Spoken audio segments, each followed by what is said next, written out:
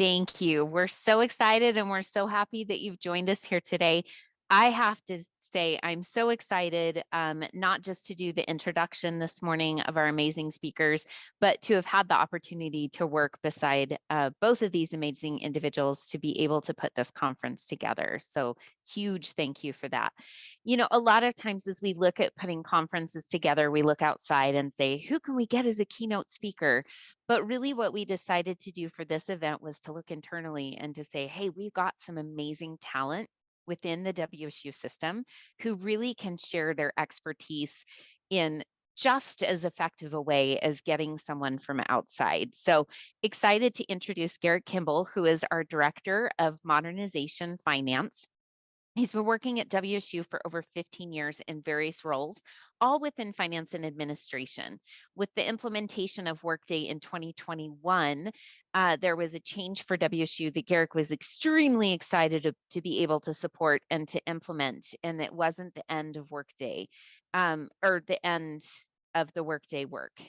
Garrett continues to lead the WSU Finance Modernization team in enhancing Workday to bring great successes to WSU staff and faculty. Garrick is also certified as a change practitioner from Prosky and works closely with the modernization change team on system changes. Teamwork and open communication are his leadership style, and he's consistently grateful for his team of business analysts. Then we have Paul. And if any of you have met Paul, you know that he is a very easygoing change manager and project manager. He's got over 11 years of experience in higher education, managing projects, teams, and change for different institutions. He's been involved in projects ranging from small to enterprise level, everything in between. He's a certified project management professional and also in Prosky change management, which combined with his decade of experience means he knows the theory of how to put things into practice. His claim to fame is he may make mistakes, but he's able to not yet has he made the same mistake twice. He's part of the WSU and Workday projects team since summer of 2017. So I'm going to turn it over to the two of you. I'm honored to be here. I'm feel like that's a lot to live up to today, and thank you. Paul, how are you doing today? I'm good. I'm good. Did you know I haven't been on? This is my first time on campus since January of 2020. So the change, so it's a big change for me to be here in the conference room in French as opposed to sitting at my desk. Yeah, and what you can't tell probably is we're actually sitting side by side. We're hoping to have a little bit of fun today while we spend our first note. I'm super excited to be here, and I'm frankly honored to be joining in on Elevating Cougs. Laura and Paul have done so much work to put this where it is today. We have a lot of attendees, and we're excited to share. I know we have a lot of great sessions planned. We have a lot of speakers, lots of people volunteering to make a difference in this, and so I'm just honored, frankly, to join. And so that I'll share my screen and we will kick off the keynote about embracing change. So embracing change, kind of what our agenda, what our goals are for today. So the goals of the presentation are to discuss what change management is, why it's important, and why it's necessary. We'll discuss the importance of accepting change, and we'll hopefully have a lot of fun with that topic today. That's the goal. Paul and I are both kind of easygoing type presenters. We like to laugh. We take our jobs very serious, but we like to have fun. And so I'm very excited to hopefully show that style today. And then lastly, we'll close the session with an introduction to ProSci's ADKAR framework, where Paul and I are both trained, and we'll have some takeaways to start you off on your Elevating Cougs journey. So change management. Change management is helping people understand the reasons for an upcoming change, the impacts of the change, and what the expected outcomes or benefits of the change are. As Laura mentioned, Paul and I are both certified change practitioners from ProSci, and part of our jobs is to help the WSU community with upcoming changes particular to Workday. Change is everywhere. Change is not at work. We'll have a couple slides on that in the future today. And quite frankly, individuals that are more accepting of change, the more they are informed, the more they are empowered, the more they are to help. And that's really what change is about, is trying to move the community forward in a unified way. Take my cell phone, for instance. That's something that people talk about a lot in kind of change presentations. For me, oftentimes updates are just pushed to my phone and I just install them without realistically any thought after reading all of the terms and conditions, of course. But let's say I'm watching the news and I have an iPhone. Let's see, they say, hey, there's this great security update you need to make right now. There's been times where I've gone out and pushed that update to my phone and installed it. Without that communication, I wouldn't have taken that action. I would have just sat back and let it come to me. I mean, so that's a difference that managing change can make in our day-to-day lives. All right. So the goals of change management are to ensure that people are impacted by the change are supported, excited, and comfortable with what's ahead. Here at WSU for Workday updates, our goals is for employees to be accepting of change, to quite frankly expect change, and to hopefully be zen with the outcomes. Now with that, right, do all changes go well? Of course not. And we've had examples where it hasn't gone well, quite frankly. But individuals who are aware of the change, support the change, can help us through those challenging times when things don't go as quite as planned. And usually they're the same people that we rely on to help us through those moments. And so with that, I'll hand it off to Paul. So right, nobody likes to be left in the dark. So when there's a lack of communications or there's no effort to help people understand, right, why the change is happening and what they need to do to take advantage of that change, that lack of communication will increase frustration and stress for everybody. And was as widely noted, right, in this year's employee engagement survey, concerns about high workloads was a big feature there in that survey. So change management will actually help reduce some of those frustrations, might even help bring in a sense of calm and excitement around the changes that are coming right in our workday. So for example, think about this for a moment. So imagine those laborious and dreaded processes, right, that just drag you down, and we all get them from time to time, right? That's just what happens in our work days. But now let's say that you hear that those processes are changing, but there's no communication about what the change is, right? So you don't know how those processes are changing, you don't know when they're changing, and you don't know what the impact is to yourself. So what's the expectation here? Is the expectation that, right, the processes are improving for the better? Or is the expectation that those processes will have added steps and added signatures on them? And chances are, right, that's your perception, and it would be my perception too, right, is that we're going to be adding more bureaucracy to those processes. And so without that change management, generating the excitement and the understanding, right, it's easy for us to imagine that worst case scenario, right, even though the changes to those processes really are for the better. Now, another reason that change management is important is it demonstrates the empathy that the project team and the associated managers have for those who are impacted by the change, right? Because when change comes in, it can have some serious impacts. And so the way that the language that we use in the communications that we send out, and the types of communications and the materials that we make available when we're doing the change, they do show that at the end of the day, right, that the project team does care and are really invested in helping the people who are impacted by that change and helping people, right, to prepare for it. Okay, so and the next slide that we have, and I love this question here, is what if you don't do it, right? What if you don't do change management? So if we don't take the time to help people prepare for that change, then when the project is delivered, people will be resistant to it because they lack the knowledge about why the change has happened. They also lack the knowledge on how to take advantage of that system, right, to get the benefits. They don't know how to use the software. They don't know how to use the product, right? They don't know what steps to take in the process.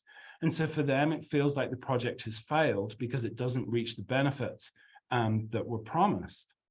And so here's a sobering statistic from Wellington, who are an international project management consultancy, and they do an annual survey and they ask a whole bunch of questions.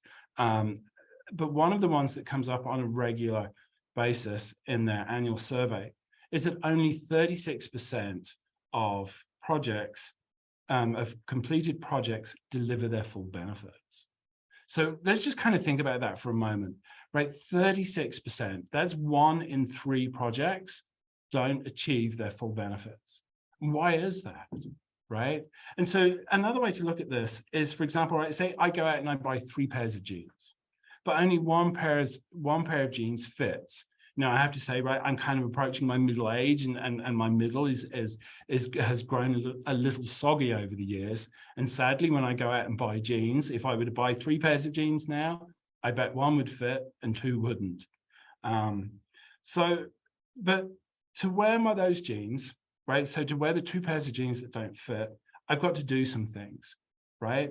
I've got to get out of my chair a little more often and exercise, which I'm okay with.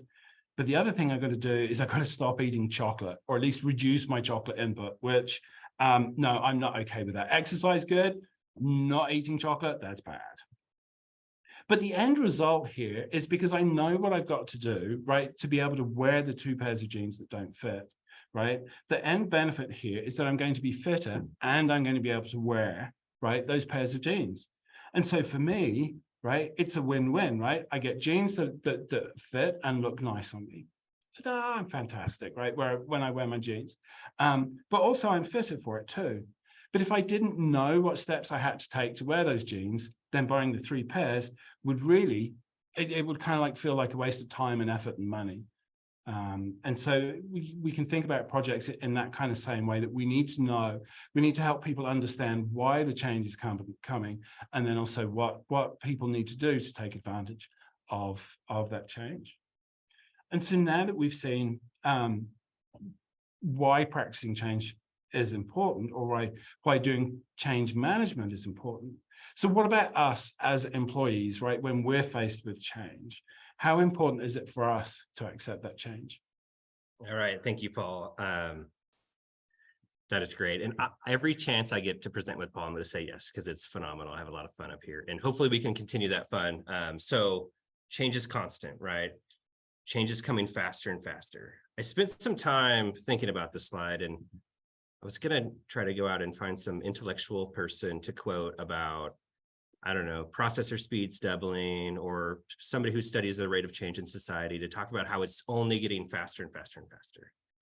But frankly, that's not really my style. And so I kind of did it with a little twist here, and hopefully you'll get a kick out of it. So our message today is that change is constant, and we should try to embrace it as best we can.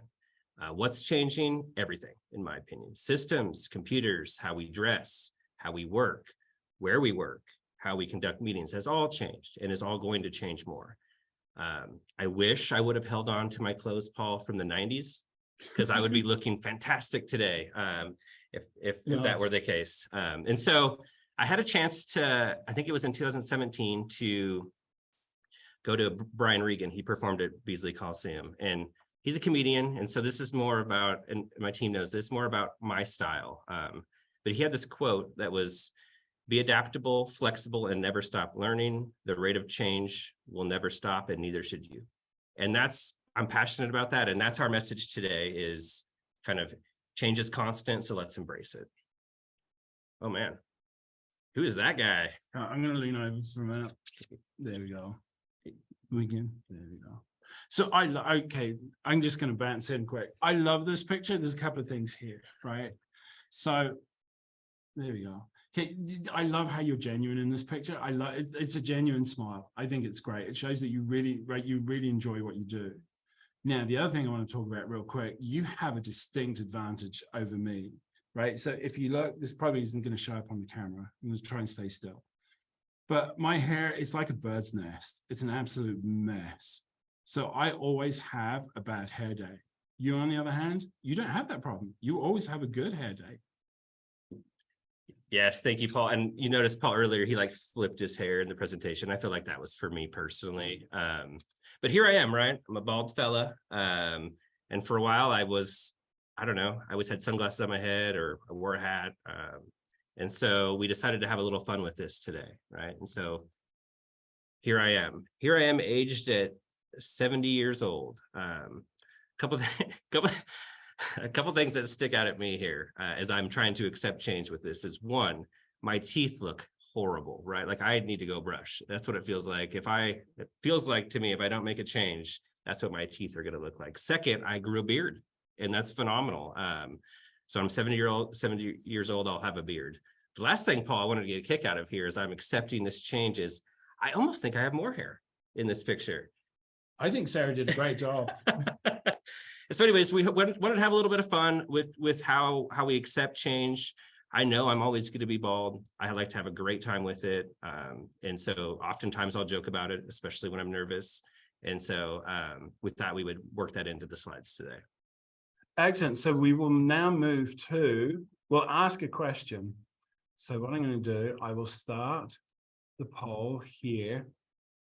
So how many, and I'll give everybody like 30 seconds to answer this question. How many updates do you think Workday delivers in a 12-month period? Oh, this is looking good. I think there we go, right? There's our 30 seconds. Okay, so pencils down, fingers off clickers, all that good stuff. So I'm going to hit end poll. And now let's share the results. Yeah, so we asked this question on purpose. This is phenomenal. So kind of all of these are right, ironically, right? So there's 2 feature releases from Workday. It happens every April and September. We communicate about those in the digest. That's where Workday tries to package up all of its enhancements. There's 18 monthly and quarterly service updates where Workday has a little bit longer outage period that usually goes into Saturday. One happens to be this weekend. And in that service update, they can make changes to the system that has impacted us before.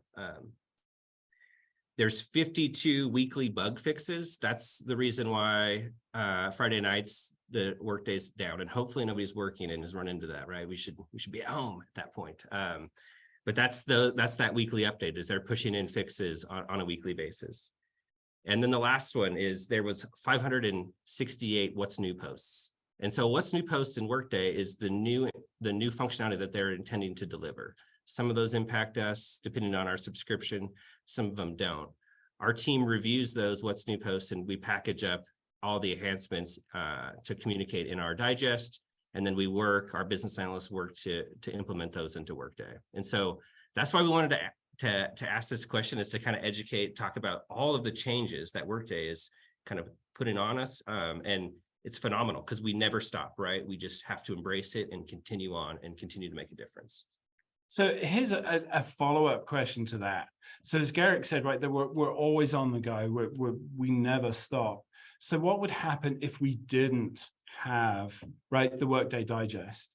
If we didn't go and communicate out about all of the updates that we're doing, right? So I think the answer here would be that everyone would think that Workday was static, right? That it wasn't moving forward.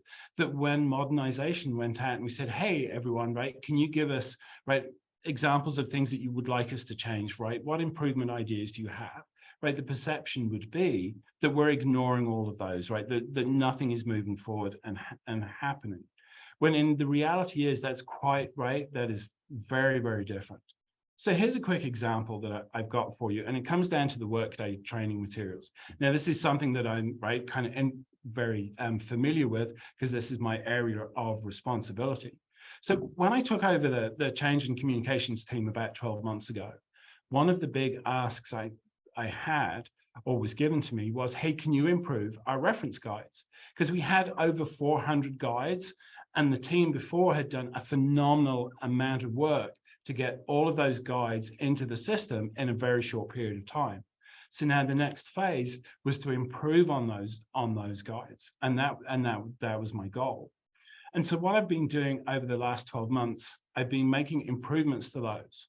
But if we hadn't been communicating all of those changes, then the only guides that you would see being changed are the ones, the handful that you're in all the time. You wouldn't see the hundreds that have been worked on and improved.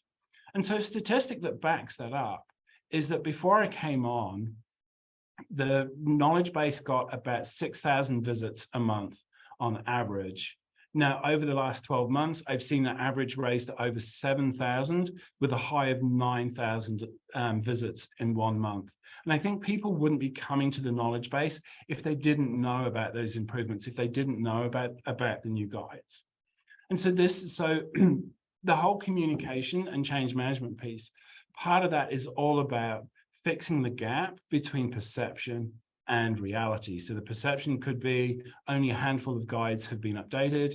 The reality is that we've got over 100. And so one of the things that an analogy that I really like when it comes to communications and that fixing the gap between perception and reality is a steam train going through a dark tunnel. Now, I know that this here isn't a tunnel, but it is a steam train. And for any of you Harry Potter fans out there, I'm sure you will recognize the viaduct that, right, the steam train's going over.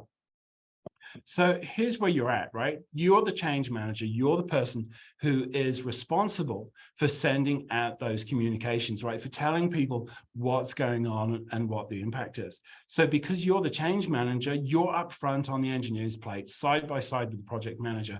You're up there with the coal furnace. You're getting all the coal dust, all that hot air. Now, your passengers, so that's your manager, that's your other people that you're providing project updates to, all of the people who are impacted by the project, all your passengers, they're back in the nice plush Pullman carriages with the fancy cushions and the lace curtains. And so as the train is kind of chugging through that tunnel, because you're up front, you see the light at the end of the tunnel before anybody else.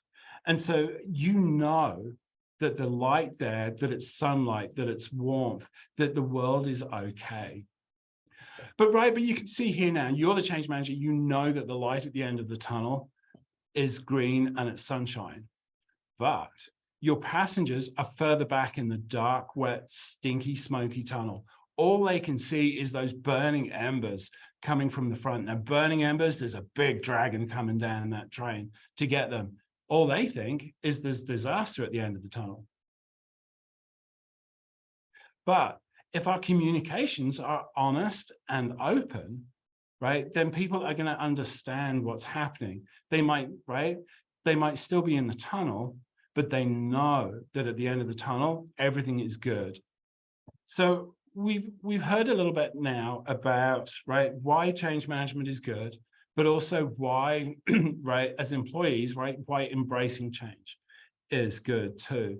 So now, how do we do change management? How do we put it into action? So as Garrick mentioned earlier, right, we use ProSci here on the Workday project. And one of the things I love about ProSci is that they use a framework, which makes it kind of easy and repeatable to do things. And it's the same for change management, right? Having a framework that you can use is really good because it takes your mind away from, okay, well, what spreadsheet do I need to use? What type of documentation do I need to send out? All of that is in the framework. What you need to focus on now, and it gives you the energy and the time to focus on, is how you can communicate and to build those relationships with everybody who's impacted.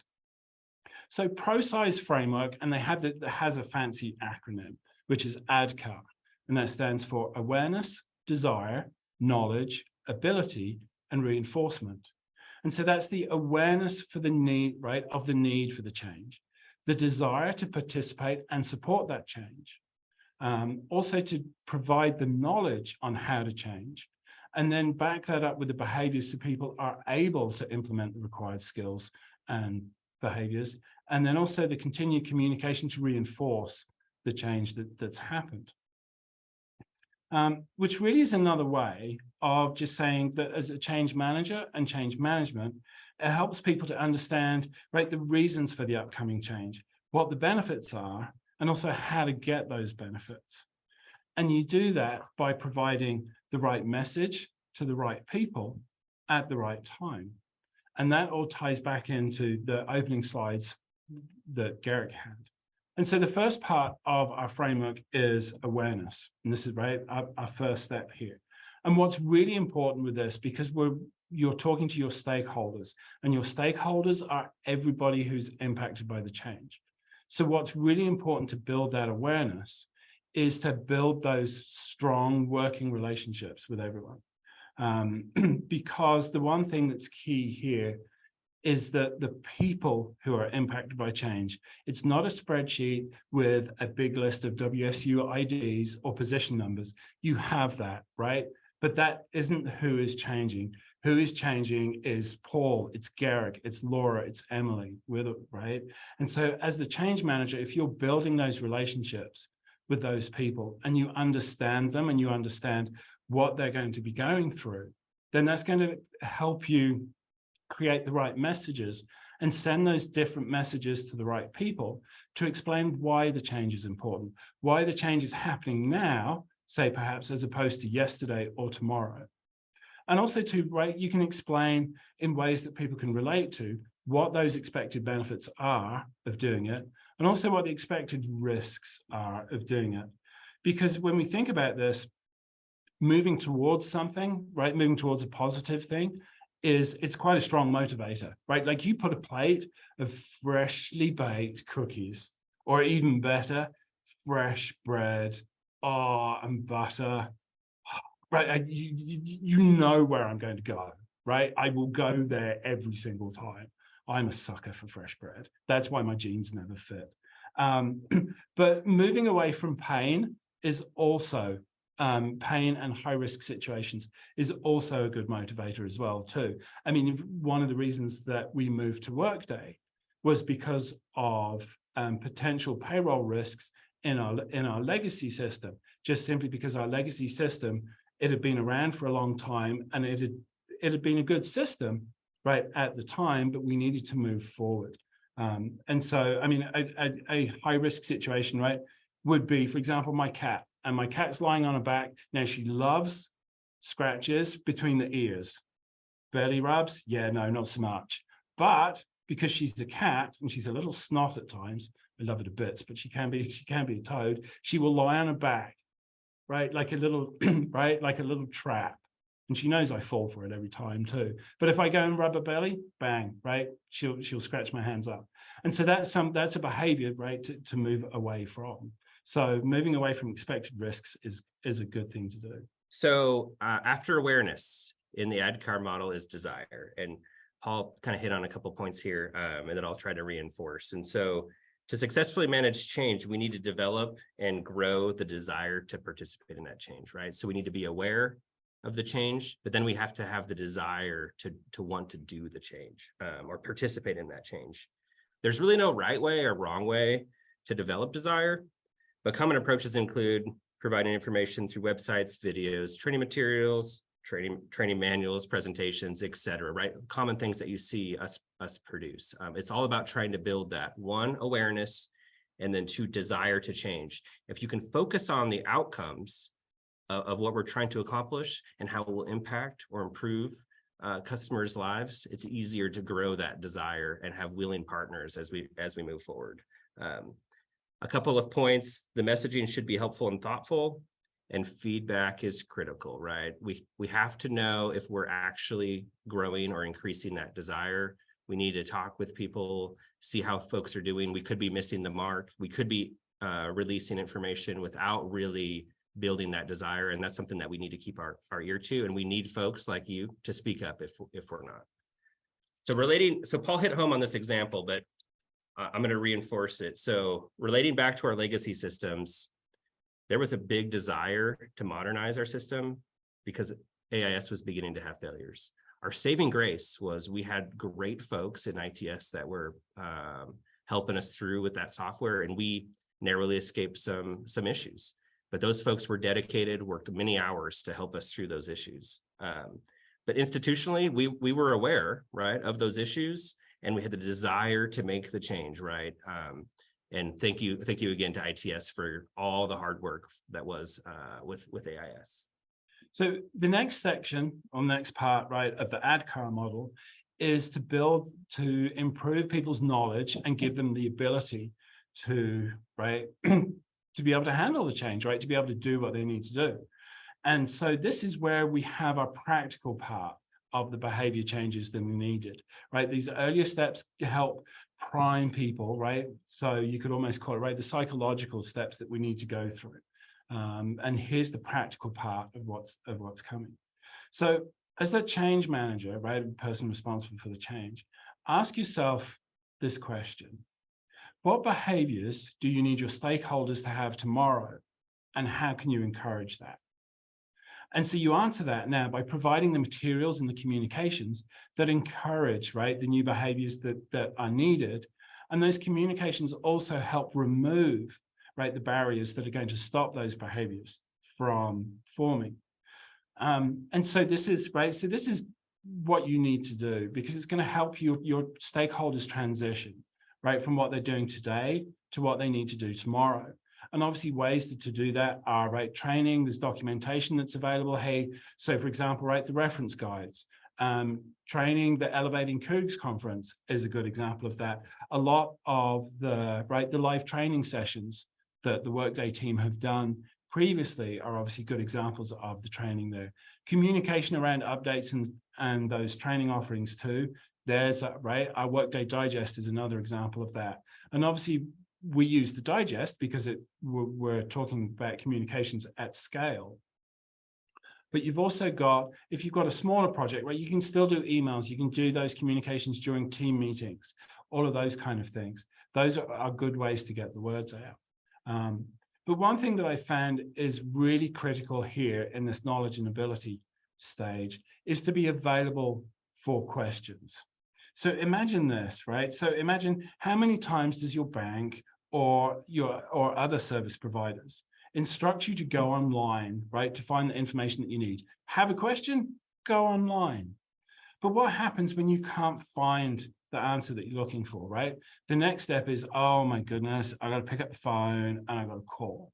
And then what happens, right? So you pick up the phone, you call, and you go into that dreaded automated system, and you're pretty convinced, and this is my wild theory, right, that a lot of those systems are designed so that you can't get to talk to a person, right? The idea is that, hey, you called in, but you hang up and you move on. I'm sure that's not the case, but sometimes it kind of feels like it. But what would to happen when you pick up the phone and you reach somebody who gives you an answer and actually physically helps you? So having that personal element really helps to build trust and confidence in the project.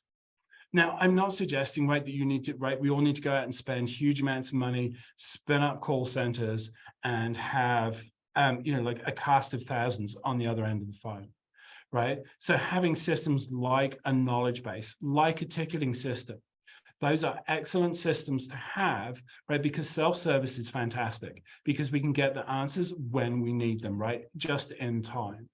But there are also times too when we can't find the answers, right? Maybe we're not looking in the right place. Maybe we don't know exactly where to look. And that's going to build that frustration and that resistance to the change. But if people know that, hey, if I can't find it in self-service, there is someone I can talk to, that is going to really help. Build, like I said, it's going to build that trust, it's going to build that confidence, because then you know, right, that we're out here to help. And that really does help there. That's a lot of helps in that one sentence. Okay, so for everybody kind of following along, right, we've got awareness, desire, knowledge, ability, right, ADKAR. Last ones are reinforcement. And so this is about those critical times, right? You've done all the work to try to build the knowledge, to grow the desire, give people the ability, right? And then in critical moments, we need to try to reinforce that change. This happened with Workday. This happens with changes we implement frequently, where there's a valley of despair, where people struggle through the changes. And we need to be there to reinforce folks that what our goals are, what we're trying to accomplish, and how we can move together as Cougs. And so this is all about reinforcing the why when the times get tough. So we must support our employees through the change and remind people why the change is important. We should coach and avoid criticism, recognizing that people change at different rates. And lastly, we need feedback. And I've said this a few times. We need feedback in our change process. We need feedback in things that look like they're going wrong. We need feedback in our training materials. We need to hear what's going on out there so we can, one, do better next time, pivot if we need to, and really try to work together as a team to implement those changes. So takeaways, we got 2 takeaway slides. I think Paul and I'll each do one. We have our own spin. This is going to be fun. So if you see something that needs changing, think it through and propose a solution. We need feedback, like I've said. Everybody's input is valuable. We need to work together as a team. That's one thing I love about being a Coug, is that we can come together and really make a difference. Something that I live by is positivity breeds positivity. And negativity, frankly, breeds negativity. And so I remember going through the Workday implementation and trying to be as positive and upbeat as I could, knowing that there's still many, many challenges out there. And so we need to just remember to be positive. Yes, we can do it. Let's see. And then for me, frankly, it's be bald, have fun, be good with being bald. I love it. I joke about it. My team makes fun of me, but I make fun of me more. And I'm good with it. And I also will rib my bald club members. And so it's just that way of having fun with what I'm given, with the opportunities we have, and then, working tremendously hard at the same time. And so please join me and Paul with a yes, we can attitude. Let's embrace this change and move forward. And here's our last takeaway. So even with the best intentions, right, not every aspect of your change management plan will be perfect, or is it going to be a hit with everyone? And that's because we're not talking about WSU IDs, right? We're talking about people, we're talking about human beings, people with souls and emotions. And we don't all react the same or relate to the same things either. And I think that's a good thing, right? That's what makes us human, is that diversity and the variety in thought.